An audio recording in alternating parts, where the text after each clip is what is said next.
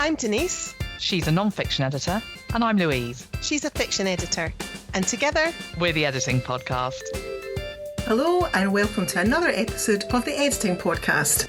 This week we're delighted to welcome back our friend and colleague, academic editor Hester Higton. Thank you for having me again. Why come on once when you can come on twice? You're either too greedy or too wise. My personal view is that it's the latter.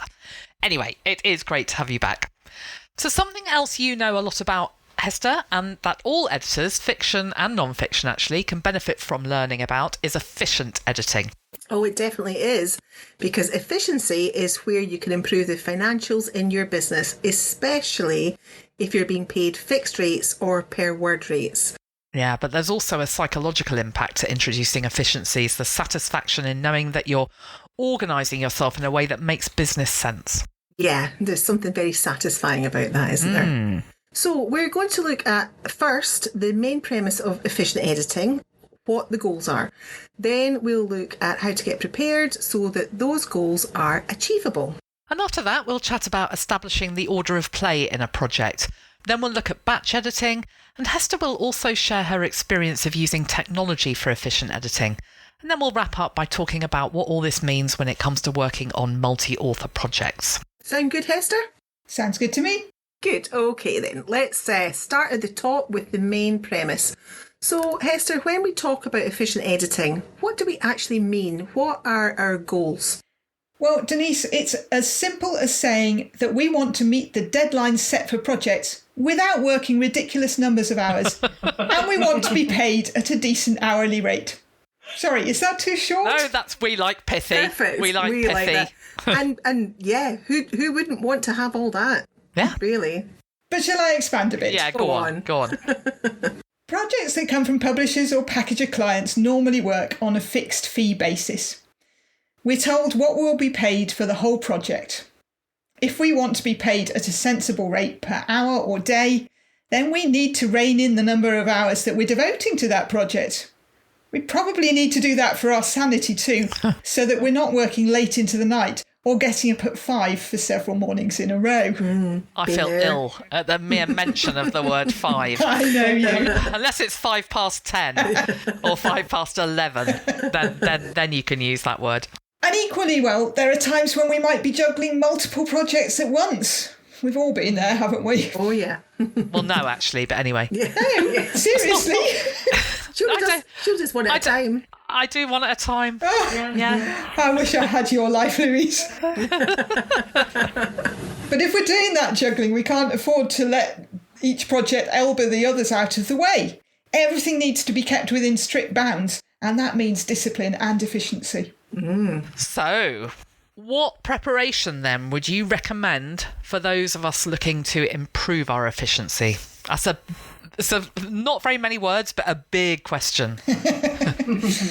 Well, I'm going to answer it with a big analogy, Louise. Okay. Which came into my head a few years ago. I love an analogy. I love a framework. Go for it. So I like to think of editing as being similar to interior decorating. Oh, I like that too. Carry on. So, if you're going to do a good job of decorating a room, do you simply rush in there and slap some paint on the walls or stick up some new wallpaper? Possibly, but I know it's not the right thing. Well, not when you're editing is the answer. But anyway, can we not interrupt Hester because she's in the middle of her analogy? Well, I was just wanting to know how you went about your DIY. But... Yeah. No, I'm a slapper when it comes to DIY. That's completely the wrong way. If you do go for that kind of approach, it often doesn't end up looking good. Fair. Or you realise half an hour into the job that you've got holes to fill in the wall, or there's a serious problem with damp plaster in one corner. True. So now, if you're going to do things right, you prepare. You work out what materials you need. You total up how much of each kind of work there is to do, how many of those holes to fill, how many doors to strip, how large the wall area is, and so on. And you know, don't you, that all of that prep is probably going to take up more time than the exciting transformation of the room itself. That's wise words, Hester. Very wise It words. is wise. Yeah. You can tell I've done some decorating in my time. I'm also realising that next time I actually need interior decorating doing, I might invite Hester down for the weekend rather than just slap it up myself. I'll just make her tea, and then she can do it all properly. Anyway, yes, this relates to editing, it does, though. because if you dive in at the beginning of an editing job without standing back to look at the project as a whole and to decide on the best plan of attack, then you're much less likely to come out at the end with a good result. Yeah. Or you're going to waste time during the process because you're doing things in the wrong order or trying to do a little bit of this and then a little bit of that. And that just actually is just, that's not good for the soul either, is it? Because that can make you feel anxious about a project. Yeah, absolutely. So you need to do the editor's equivalent of room prepping. You need to be really clear on the brief, particularly on who the target audience is, so that you're focusing on them throughout the project. You need to get really familiar with the style guide so that you have it at your fingertips. You need to clear away unnecessary clutter in the text, like all those extraneous tabs and spaces and paragraph breaks and all the... Can I just say, I love that bit. I'm doing it on a project just now and I am loving it. Yeah. It's very satisfying, isn't it? Yeah. But it's amazing the things that authors can manage to shoehorn into manuscript, isn't it? And you need to tidy up punctuation styles and so on and so on. Alongside that, you'll need to be getting a handle on all the different kinds of materials that are in the project and how much there is of each one.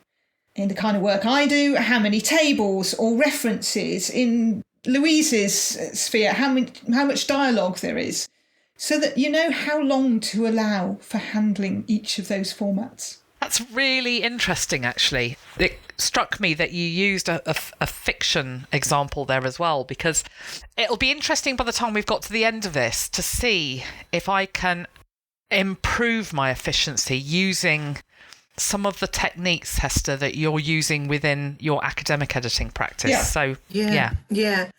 I mean, that analogy, all joking and laughing aside, it really does make such a lot of sense. Totally. Yeah. And I think when you come to realise that about editing, it actually transforms your practice. It makes such a difference to approach things in this way. Yeah. The other thing is that, okay, we had a bit of a laugh about the way you and me anyway, Denise, do our DIY. But we wouldn't expect a professional interior decorator to come in and behave like that. Exactly. We'd expect them to do what Hester's described. Exactly. All that prepping and checking the plaster and everything. And so this approach is as much about professionalism as anything else as well. Absolutely. Yeah. Oh, that's such a good point, Louise, which I hadn't thought about. But yeah, it was a real light bulb moment for me when I thought, oh, yeah, it's not just a tiny analogy. I can stretch it out in all sorts of ways. Absolutely. It works. Yeah, it does. Whatever It way you works. look at Absolutely it. works. Yeah. So then, shall we go on and talk now about the order of play, Hester? When it comes to editing projects, do you think there's one that's sensible, or are there multiple options? I'm quite interested to hear what Harnby thinks about this too, and whether there are differences between this and fiction. But Hester, what's your take on it? So, as you know, I'm a non-fiction editor, mostly of academic texts. So my answer is going to be rather different from Louise's, no doubt. I like to get all of what I might call the other stuff, that was my air quotes, out of the way first. That means anything that isn't the core text of the project. Might be notes or references or text boxes or illustration captions or the glossary, anything that you can think of that isn't the main narrative. But before even that, I'll be doing some cleanup work. I'll run standard cleanup routines to deal with the clutter I mentioned before. I'll make sure that style decisions from the style guide have been implemented. If it's a project that's part of a series I've already been working on, so a journal article for a journal that I edit regularly, or a book in an academic series, for instance, I'll have a Fredit file set up that will automatically make some of the changes that I need. And I'll use Perfectit to check for inconsistencies in the text that haven't already been covered by the style guide. And that will give me the opportunity to make decisions which I'll then put into my own style sheet, which will go back with the completed file. After all of that is done, I'll turn my attention to the kinds of text I mentioned earlier, the references and notes and so on, And finally, basically at the end, I'll get to the main text. But I find that if I do that, the work on the main text actually runs much more smoothly than it would have done if I was juggling 1,000,001 different issues at the same time. I can really focus on the core narrative and make sure that it's working. So what about you, Louise? I'm sure it's really different fiction It's editing. not really different, actually. Some of it's really similar. So that clean-up stuff, that making sure that I've either... I mean, I always work with indie authors, so they may have given me a few pointers about stylistic preferences, but I like to actually... The first part of my work is therefore building my style sheet, like just going through and trying to see what some of the identifiable things that I can record already as in the style guide. And I too do perfect it run-throughs. And again, it's not so different. I'm doing the same things as you. I'm just doing them on different things. So one thing I like to do is just to read a few chapters just to get myself familiar with the viewpoint styles in play, if there are multiple ones, or the viewpoint characters. And then some of those voices, what do those people sound like? And what names are popping up? It's just like this sort of overview to give me a sense of the shape of it and the people or characters in it. Yeah. So it's not different. If we describe them in terms of things like characters and viewpoint choices, then yes, those are different. But actually what I'm doing is the same as you. That's really interesting because, yes, in a way, I'm using the notes and the illustration captions and the tables and things in the same sort of way as you're using the characters. They're giving me a feel for the text. Yeah. I feel very validated, I have to say, because this all sounds so familiar to me. How you approach a text, Hester, that's basically, you're describing the workflow that I have. However, that is so not how I worked when I started out as an editor, when I didn't know the best way to approach a text. And for the newer editors out there who maybe are still finding their feet, that I absolutely understand that temptation that you just want to dive in and start at page 1 and work your way through it. And it is the least efficient way to do it. And when you start changing, it feels counterintuitive, doesn't it? Because you're basically taking lots of different passes through the material. But what you find, well, certainly what I find, and I think you would say the same, Hester, is by the time you've done all that stuff, all the other stuff, you've got a really good overview of the structure of the book, of where the issues are, what the content is like. Even though you've not read it consecutively, you're familiar with it. You know what's coming, so there are no surprises around the corner. And that you're not going to get to the end and you've got 300 references that you didn't know about because you didn't get to the end of the text. And I think what that gives me, and I went through that same process, that's much more aligned very specifically with what you two still do when I was social science proofreading. But what I felt is that it gave me a confidence, because I felt, as one or other of you said just a few minutes ago, just I'm in it. I know what the shape of this is now. Yeah, I'm in that zone, and that's probably really, really, I can see how that's so valuable if you are doing more than one thing at a time. I mean, we can talk about that later, but yeah. And I think the other thing that newer editors worry about is that all of that stuff that they're doing before the main text seems to be taking up way too much time. Yeah. Or that it's not editing. It's not editing, and they're not going to have enough space for the text itself. Yeah. And I think they just need to relax you've got to trust the process, haven't you? Because actually doing it will save you time. Yeah. Because of your confidence. Feel like it initially. But you do. You just have to touch the process. Yeah. So let's talk about batch editing. Now, this is something this fiction editor doesn't do. Well, I don't think it fits into my editorial workflow, but who knows? Let's see. Hester, what is batch editing to you, and how do you integrate it into your efficient practice? Can I go back to my decorating analogy? You can. Yeah. So if you're painting a room and you decide to work on each wall in turn from coving to skirting board, you'll end up starting and stopping tasks multiple times because you've got to do a bit of white on the coving maybe, and then you're painting the main wall, and then you've got to And then there's several holes that need to be filled halfway down, so you've got to deal with those. And then you come to the skirting board and you realise that needs stripping before you can actually put the gloss on. So you have to strip it and then put the primer on and wait for the primer to dry and put on the gloss, etc. You're starting and stopping tasks multiple times, and it's all taking up more time than it should do overall. It's far better to sand all the skirting boards first, all of them together. Yep. And while you're about it, you might as well do the other woodwork too. So the doors and the window frames and so on, because you're in that zone of I'm sanding. It's boring, but I'm sanding. And then you apply the primer to the woodwork and then the top coat, rather than doing all of those jobs for one wall and going back to the beginning for the next. And similarly, if you fill all the holes and the cracks at the beginning of the process, it means you're not ending up interrupting your wall painting while you're waiting for the filler to dry, which takes hours, doesn't it? I don't know. I just paint over the holes. Fill the holes with We've paint. already established that you do it properly and we don't. Stop rubbing it in. Sorry. Or sanding it in.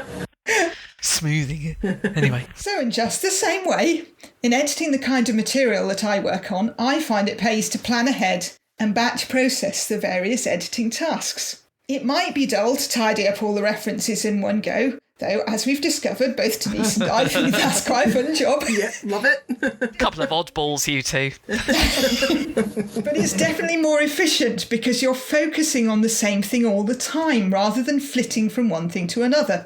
Your head's in the right space for references, and it's not distracted by figure captions or paragraph formatting or whatever else it might be.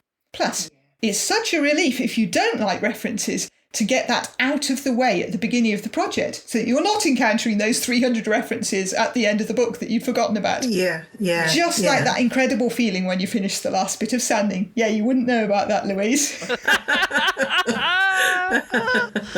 I'll just hang a picture over it. I do not approach my editing like this, by the way. Hester, do you, just a little aside, just talking about references there, do you think that if you as we do, start off with the references and you're looking at them and dealing with them, do you find often that if they're in really poor shape, that it doesn't bode well for the rest of the text? Oh boy, yes. Yeah, it gives you kind of a heads up, doesn't it? Yeah. Yes, so you have to take a deep breath at that point. Say, I can do this. Or you might at that point go back to your client and say, I don't think this book is in very good shape. How about a bit more money? That's a good point, yeah. And that's a really important thing about actually the kind of preparation beforehand, is because it gives you that knowledge of the book which allows you to flag up issues with the client. And if you do that up front rather than presenting them at the end with a bill for twice as much or trying to persuade them to pay you twice as much, then you're much less likely to get that absolutely extra fee. yeah. So I find that another of the benefits of doing batch editing is that I'm much less likely to repeat tasks than if I simply try to work through the whole project from beginning to end. I don't suddenly find myself thinking, oh, I formatted that differently in an earlier note, didn't I?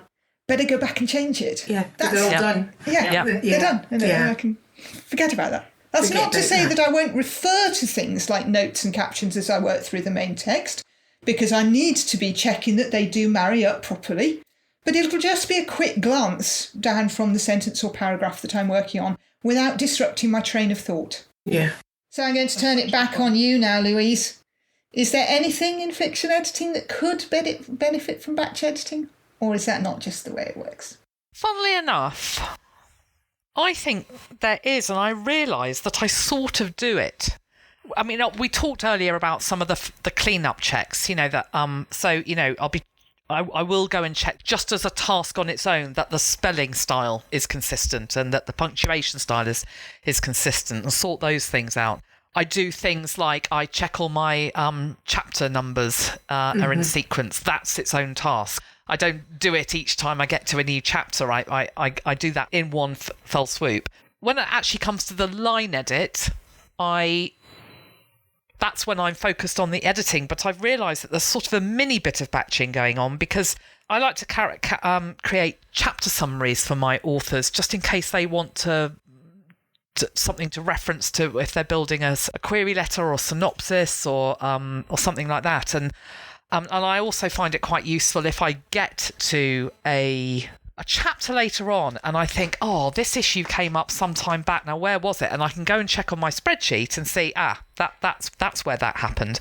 While I don't create the chapter summaries all in one go, but I have a process where I do a line edit and then I always do the chapter summary, and then I do another chapter's line editing and then I do a chapter summary. So I'm not waiting until the end to get to do that thing at once. Maybe that's anti-batch editing, actually. I don't know. But it is I'm certainly not trying to do the chapter summaries before I've done the line edit, which comes back to your point earlier about, making sure that you're working efficiently. So there's definitely structure, I would say, there to how I line edit. I don't know that it's all... There's a little bit of batch editing going on, but there's definitely a structured approach, which essentially is what we're talking about here, finding structures and frameworks within your particular editing practice, whether it's fiction or commercial non-fiction or academic editing, whereby you're finding ways that make sure that you achieve those core goals that you identified at the start.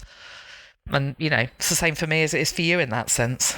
I just might do things slightly differently. I think the key really is thinking about what the process and the structure of working through whatever piece of text you have in front of you and working out the most efficient way of doing that. And there will be some crossover between fiction and non-fiction and different types of non-fiction, but there'll be distinct processes in each of these that don't necessarily apply. And Hester mentioned this right at the beginning of right at the top of the previous episode we did with her. I think it was about that issue of getting into that mindset of planning and understanding what you've got in front of you. Having that mindset whereby you're able to get a sense of, and we talked about this earlier as well in this episode, about just getting the shape of something. And then you can work out, okay, what elements of this can I batch edit, or what elements of this the editing process can I structure? Yeah. And what does that look like? It comes back to newer editors as well, I think, feeling almost panicked about needing to get started on the editing right away and diving in, but they don't really know what they're diving into. Like, if you think of it as a swimming pool, they've got no idea how deep it is or how deep they're going to have to go. But if they can just take a breath and take a step back, then they can see the bigger picture. They can take their time to read through things, read through their brief, see what they can tick off as a checklist approach to it, and then work through things in this structured manner that Hester's explained. You've got a much better sense of control yourself. You feel that you know what you're dealing with, and you've got more confidence in how you're going to go about it, rather than it just being this mysterious document that you've got to deal with. That must be especially important when you're dealing with complex non-fiction projects with lots of tables, lots of different elements. That must feel, unlike a piece of fiction where, yes, there's a certain structured approach to it, but ultimately you're still dealing with narrative and dialogue, essentially. You wouldn't expect I'd be very shocked if I found a bullet list. Or certainly bracketed citation about Voltaire for Hester to go and... Whereas that's not the case with some of the projects you guys are working on. There's lots and lots of different elements, and that especially to newer editors, that can feel overwhelming. And anything you can do to give yourself a sense of control and confidence about dealing with that, hats off. Yeah, and start with something simple. Start with simply going through all the top level headings and making sure they've got the correct word style. And then you can take that off the list. And the sense of achievement of just being able to go, tick, I've done that one, tick, I've done that one, tick, I've done that one. Yeah, it's self-affirming, isn't it? Yeah. And it's also just accepting that knowledge that reading as an editor is not, and we all know that reading as an editor is not like reading as a reader, because we're looking out for things very specifically. But that means that we're free to not read from the first page to the last word, that we can pick and choose. And obviously that's not how a writer writes. They don't sit down and think, right, this is page 1, and I'm going to start at the beginning of the story. That's so unusual. They'll often have a big important chapter in the middle that they know how to write, and they'll do that because they're confident with that, and then they'll add, it'll grow out in both directions from there. Yeah. Or they just might scope it out. They might have a scope and sequence with all the key plot points. There's all, but they don't necessarily write pantsers. it in that order, though. Their approach won't be linear. It's and so therefore we shouldn't feel that we need to be linear when we're editors. It's not an efficient way of working. Yeah. Now, Hester, we couldn't do an episode about efficient editing without talking about technology. So you've mentioned a couple of things earlier that I hope you're going to expand on. So let's have a chat about how we can use tech to make us more efficient. So what does technology and efficient editing mean for you? And this is the point where everybody's thinking, I know that my favourite tech tool is this. And I know what it is for you two, because you talk about it all the time. It has its place. Yes. We're always looking for a way to use that computer processing power to zip through a document and magically solve all our problems while we just have our cup of tea. And tools can be as whizzy as the equivalent of the wallpaper stripping machine that lifts off the awful wood chip wallpaper that's adhered like concrete to your walls. Or they can be as simple as a long-handed paint roller that lets you reach the ceiling. And I've already mentioned a few of them, as Denise said: clean-up routines, Fredit and Perfectit. Do you want me to go into those, or have you taught them to death on other things?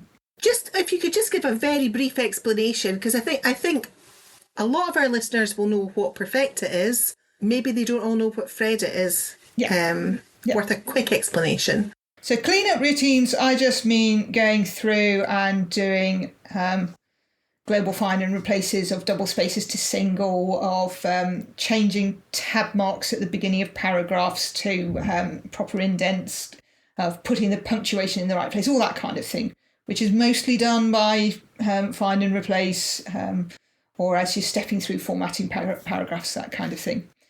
Perfectit is our wonderful consistency checker that will point out all the hundreds of inconsistencies in the document and say, do you want to fix them? And I love the fact that it is, do you want to fix them, rather than I'm going to fix them for you. Yeah. Too right. So that you're always in control of that. Yeah. And then there's Fredit, which is the one that you said people might not know so much about. So basically, Fredit is an instruction. It's a page of instruction on just in an ordinary Word document that says, wherever you come across this particular version of a word or a form of punctuation that is not right for the style, I want you to put this version in. So if you had, for instance, cooperate, which was hyphenated in the document, and that was wrong, your style wanted it unhyphenated, Fredit would tell the document, change all of those instances with the hyphens to ones without. And you can put in as many things to change as you like. So as I say, it's brilliant when you work on journals and you're working on the same journal all the time. You've got all of its styles information set up, and you just say, change those. I don't want it the way it was. Change it to the way it should be. And the great thing about that is, of course, that it's not relying on inconsistency to find it. It's just like, it doesn't matter if even if Perfectit decided to not to touch it because all the cooperates didn't have hyphens. Yeah. Fredit would pick it up because it's an instruction rather than an inconsistency. Yeah. And so you can ask the file to highlight those things if you want to be able to see them as you're checking through, and then you just clear out the highlights. And it's simply a macro. So once you've got it installed, you say run Fredit, and it chunters away for a couple of minutes, and it's done. I always think Fredit, it sounds like a frog. Fredit. But so for people that aren't familiar with it, Fredit stands for FR edit, find and replace edit. In the macro. So and we can put a link to that in the show notes, can't we? And shout out to Paul Beverley, of course, for creating it. Absolutely, the macro king. Macro king. Yeah. What else do I do? Well, there's the simple thing of making sure that I have an orderly structure for my files so that I can find exactly the right version of the document to work on. So I have nested folders for projects. Oh yes, love a nested folder. I do use advanced search and replace a lot. So that's not the one that comes up in the sidebar, but the one that comes up with the separate box. Yes. Yes. And especially for things like changing manually formatted italics into a character style. I learned the hard way that if you don't do that at the beginning of a project, you then start merrily transforming paragraph styles and, where's more my italics gone? Manually applied styles. Yeah, that's a bummer. Mm-hmm.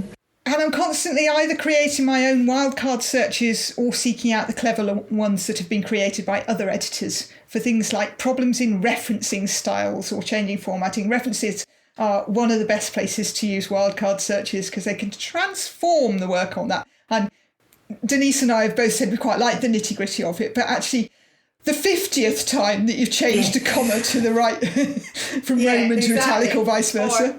Do you have a favourite wildcard search and replace? I think mine's the first one I ever did. Oh, really? Which is hyphens to ends and number ranges. Yes. Yeah, I think that's probably mine too. Yeah, we should have a quick shout out for Jack Lyon's wildcard cookbook here. Yes, that's very good. Because that is brilliant, not just for giving you some ideas of how to do particular wildcard searches but and replaces, but also helping you understand how that whole mechanism works.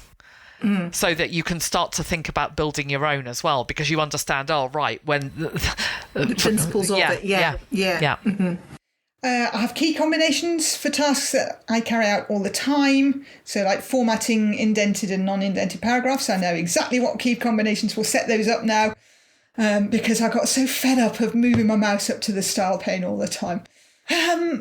And I do use macros. They're obviously, because I use Fredit and a few others, but probably not as many as I should. So that's something I'm going to be investigating more this year. I was listening to one of your episodes the other day where you'd been talking about proper nounalize, and I was thinking, that is going to be so useful. So the project I mentioned in the last episode, I talked about an issue with self-plagiarism that had meant that the material would come back to me.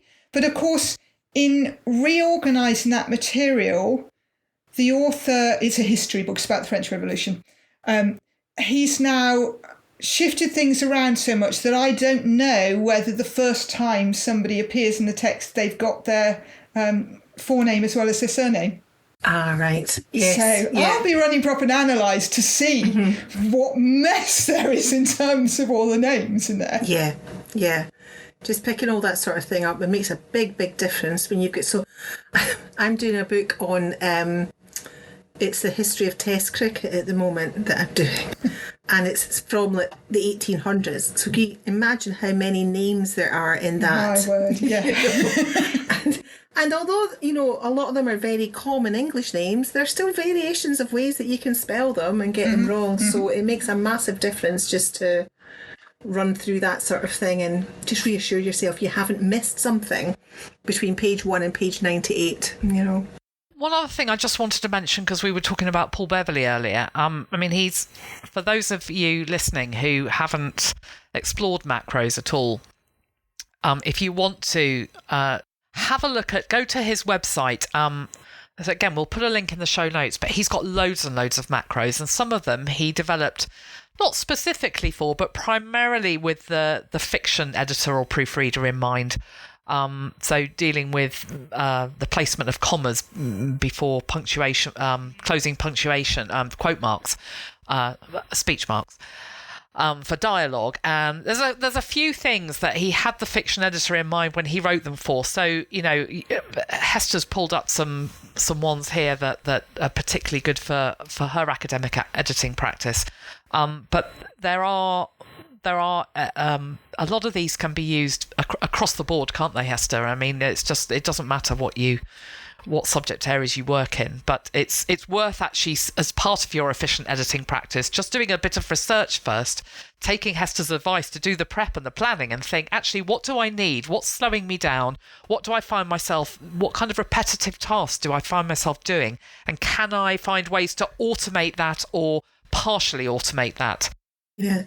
And I think as well, sorry Hester, go on. I was just going to say the number of times I found myself doing something for the 5th time or 10th time or 20th time thinking, this is automatable, isn't it? And someone will have done it already. So stop what you're doing and go and find the solution. Yeah. Actually, I just want to throw something in as well.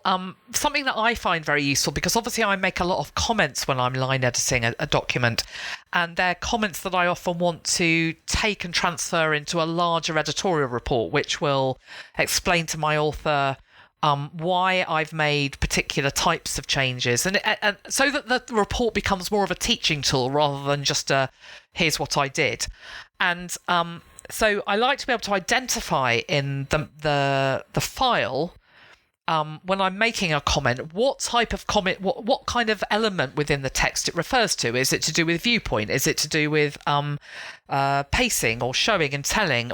So various different things. And so I found that using Text Expander, which is the cheapest little tool, it costs about 30 quid a year, and I've just set it up so that when I go to make a comment, if it's a comment about viewpoint, I just press ZPOV and it will come up with a query about viewpoint or something, whatever text I ask it to make. And I've got my tag then, so that when I decide to start creating my report at the end, I can easily find all the queries or the comments I've made about viewpoint or about characterization or about exposition, whatever it is, and then just easily find them, put them all together. And actually, it's sort of batch reporting, because it means I'm not having to go through one comment at a time and then scroll up the report and find the section on the different element. I can batch. Oh, like, I'm so happy I can do batch editing. Get you. That's really cool. Yeah, so Text Expander, that's another thing we'll put in the show notes. And I think just one thing to mention about macros as well is that they can seem quite overwhelming when you first realise what they are and discover what they are and their potential and just how many of them there are out there. And it's not something that you need to sit down and learn all these macros. It's establishing in your practice the things that you need help to automate or to do more quickly and applying those macros. Just learn a couple at a time that are most applicable to the sort of work you do and build up your sort of repertoire. I think that's a really important point, Denise. That thing that it's finding the tools that you need. Don't just assume that because somebody is raving about an amazing new tool they've discovered that it's going to be right for you. It might be, and you can certainly try it out. But if you try it out and think, well, what's the point of that? Then stop using it. Go and find something that is more effective for you. Yeah, if it doesn't work for you, that's absolutely fine. It doesn't mean there's anything wrong with the macro or the tool or you. It's just that you're not a good fit. That's it. Isn't that the way in life or with editing? Just because we all don't agree doesn't mean that something's bad or it's wrong. It just means it's different, and different people have different needs and preferences. So try these things out. Yeah. Right, so look, now we're going to talk about multi-author projects. I definitely know that this is out of my comfort zone. When it comes to crime fiction and thriller projects, I'm one book, one author at one time. End of. I think. No, definitely. But you two, you both take on projects that involve more than one author, or you'd have multiple projects at the same time. I don't know how on earth you begin to bring efficiencies into that kind of editorial process. So go on, talk about it. I've just put my feet up. I'm sure I can fit fiction in here somewhere, Louise. I bet you can. Oh, I'm sure anthologies. But I don't do those anyway. Yeah, I was just getting anthologies was my example. Yes. Yeah. Yeah, you're right. Multi-author books can be a bit of a nightmare, to put it mildly. Whether it's a collection of scholarly essays, an encyclopedia, a company report, or yes, an anthology of short stories or poetry, there will be as many different approaches, styles of presentation and conventions as there are authors. Possibly even more than there are authors, because some authors managed more than one in the same document. Absolutely. So working on them, you'll find that some of the differences can be reconciled quite easily, but others will be harder or perhaps impossible to remove. And sometimes you won't want to, of course, for instance, if it's important to maintain each author's voice. Going back once more to the decorating analogy, you knew I could shoehorn it into everything. I did. I'm fully expecting you to insult us both any minute now. It's like working on a whole house. Each room will have a different character, but you want to create a living space that has coherence, with linked colours and styles of decoration, and, of course, all finished to the same high quality. See, I don't think I offended either of you there. I think that was very nicely done, Hester, worry. personally. We've got a good few minutes of the episode left. Yeah, I'm sure you can shoot all that in too, Higton. So give us your tips. Okay, some tips. My first tip is to work out which tasks are essential for bringing that coherence to a project. Which differences are going to be the most disruptive or distracting to the reader? And dealing with those might be as straightforward as making sure that all the heading and paragraph styles are consistent, or that the references are all in the same format. There may be other differences that you have to decide to leave, especially if dealing with them would take up a lot of time. My next tip is to run Perfect It on the whole project, because that will allow you to spot inconsistencies and to identify whether they happen within contributions, in which case they definitely need to be dealt with, or whether they're in different authors' work, so could possibly be treated as a non-essential change. And those decisions, of course, you can note on your style sheet for the whole project. And my third tip is that I will always make a work plan for a multi-author project. And that will include identifying which contributions are going to take the most time. They'll be my top priority. As always, I'll work on the non-main text material first, but it will often be doing that for each contribution in turn so that I keep in my head what the subject matter of that section is. When you're in a multi-author project, different author sections may well be very separate from each other and the content may be very different. So I think keeping in the headspace of one author at a time is a good way. Almost as if it's a single project. Yeah. For a moment, yeah.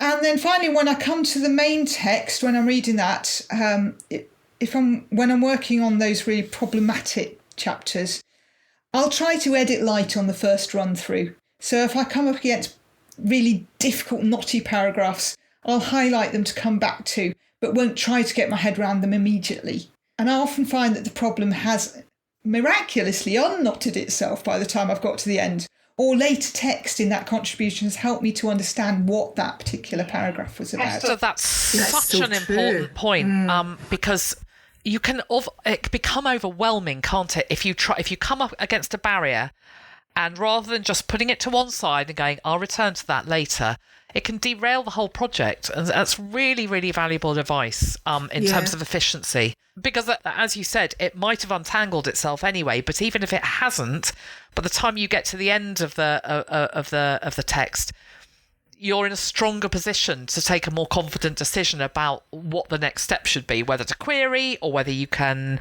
unknot it yourself, and the best way to go about doing that. So yeah, top tip. Yeah, and I was just about to say just much the same as you, Louise, but it's amazing how often that's the case. I know. That what seemed impossible to work out, or you couldn't grasp the meaning of something, or couldn't figure out how to reframe it or rephrase it, all of a sudden it's as clear as day when you go back, when you've read the rest of the text. Just leave it alone. Give yourself a break. Yeah, and sometimes it's just going on in your subconscious while you're doing other things. And there you are, you have the answer. Ticking away. Yeah. Hester, these have been such useful insights and advice. I can't imagine how much value people are going to get from listening to this episode. It's been absolutely brilliant. Thank you so much. Totally agree. Thank you. Yeah. My pleasure. So that is it from us. Thank you once again for listening. We really hope you enjoyed this massively helpful episode with Hester. If you'd like to help support the Editing Podcast, we've got a couple of options for you. The first is that you can tip us with a one-off donation of your choosing. Or you can join our Patreon community. All our patrons get exclusive access to a huge batch of grant transcripts. Unfortunately, none of that includes guidance on interior decorating according to Hester Higton. And no, she's not taking bookings. Only for editing. Just editing, yeah. So both the links are in the show notes. In the meantime, she's been Louise. And she's been Denise. And she's been Hester. Join us again soon. Thank you, Hester. Bye.